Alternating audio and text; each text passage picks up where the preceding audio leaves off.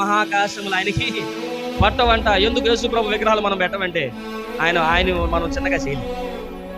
ఎందుకు ఆయన రూపాన్ని పెట్టుకోవాలంటే ఆయన రూపాన్ని మనం చూడలేము. సమీపింపరాన్ని తేజస్సులు అమరత్వం కలిగి ఉన్నాడు. 10 నిమిషాలు సూర్యుడు వైపు చూడండి, 10 నిమిషాలు 1 నిమిషం చూడండి, చూడగలమా? మరి సూర్యుని కలుగు చేసాడు ఎలా చూస్తాం? అందుకే మనం పెట్టుకోము, స్వరూపాలు పెట్టుకోం, విగ్రహాలు పెట్టుకోం, బొమ్మలు పెట్టుకోం. ఆయన రూపాన్ని దేవుడు మనకు అందించాల. ఎందుకంటే ఆయన ఒక రూపం కలిగిన వాడు కాదు, ఆయన తేజస్సు కలిగిన వాడు.